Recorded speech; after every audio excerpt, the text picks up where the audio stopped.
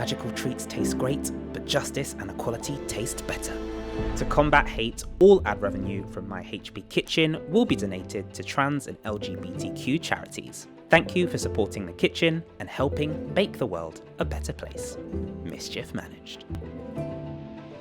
Hello witches, wizards, and those who have just escaped from Azkaban. Welcome back to my Harry Potter Kitchen, the YouTube series where we're baking our way through the Harry Potter books, creating recipes for every item of food and drink that we find inside.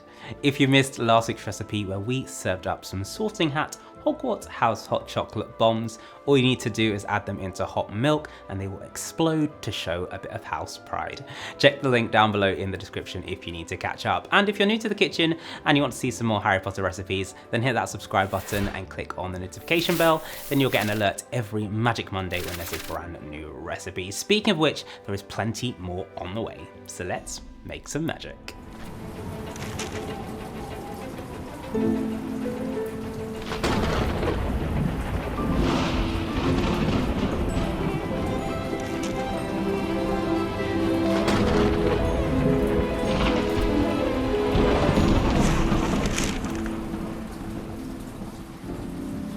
We're jumping back into chapter 3 of the Prisoner of Azkaban, the night bus, and Harry is enduring a pretty eventful journey through London, but he's just arrived at the Leaky Cauldron, and that's when we see our next recipe, given by Tom the landlord, as he says, "Will you be wanting anything? Beer?" Now Harry might not be old enough to drink, so let's serve up a magical alternative. Beer is on the menu this week, and while we could have brewed up our own Hogwarts craft beer, maybe I'll save that for a future episode. Instead, I thought we'd do another magical twist on a dessert that looks like a beer, and there is only one beer that it was going to be in the wizarding world. That is Butterbeer. So I'm serving up this Butterbeer Jelly, which we're going to put into mugs so it looks like a real pint of beer. This one is alcohol free as well, so if you're not drinking, you can make this one. First up, let's create that Butterbeer caramel jelly. To begin, you want to start by blooming your gelatin, and all you need to do is pour some cold water into your bowl and then add in your gelatin leaves. Set this to one side for 5 minutes until they're nice and soft. In the meantime, you can begin preparing your sugar syrup by adding your sugar and water into a pan and heating until it just starts to bubble. Once your gelatin is nice and soft, you can then squeeze out the excess water and add that into your sugar syrup. Stir that through, being careful as it bubbles up, and then once it's all dissolved, you can remove it from the heat. At this point, I'm going to add in my caramel extract and stir through. To give our butterbeer its iconic sweet and bubbly flavour, I'm going to add in some cream soda, slowly pouring that into the jelly. Mix that through until it's lovely and combined, and then it's time to get our moulds. For an authentic beer look, I'm using some beer mugs, but you can also use some individual smaller glasses if you prefer. Pour the Butterbeer jelly mixture in, leaving about an inch gap from the top. This is where we're going to top it off with our foam. You then just need to pop these into the fridge to set for about 2 to 3 hours.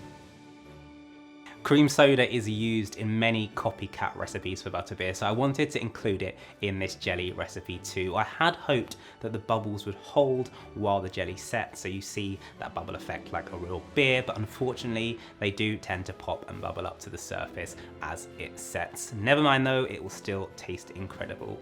Now all that is left to do while our jelly sets is prepare our topping, and then we can put the two together. To make the Italian meringue, you want to begin by creating a sugar syrup. All you need to do is add your sugar and your water into a pan and bring that up to the boil.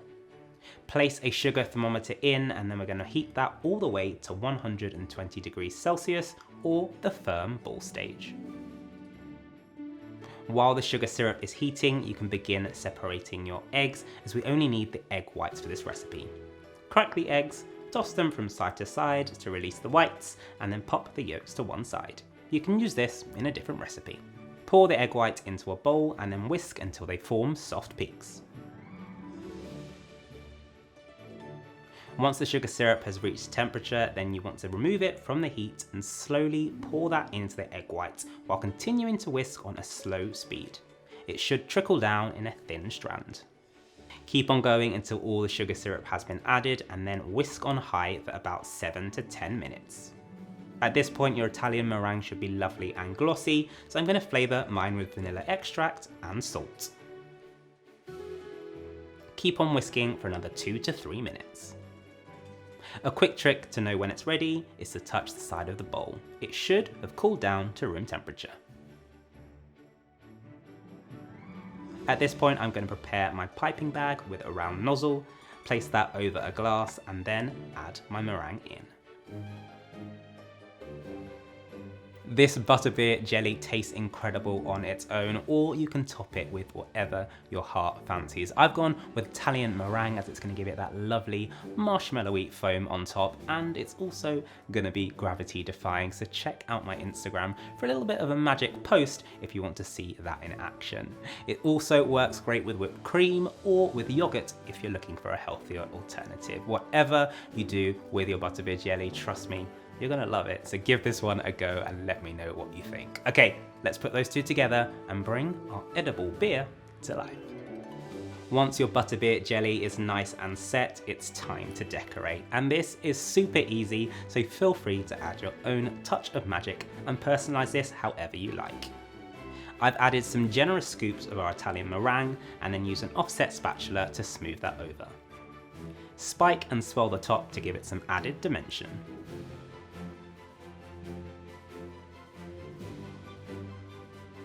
I'm then going to use the remaining meringue in my piping bag to pipe down the mugs just like the beer has been spilt over the edge. Finally, I've got some golden candy pieces which I'm going to sprinkle on top as an extra magic sparkle. Cheers!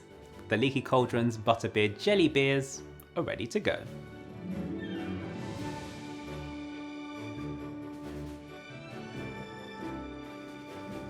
And with that, our butterbeer jelly that looks like a real pint of beer is complete.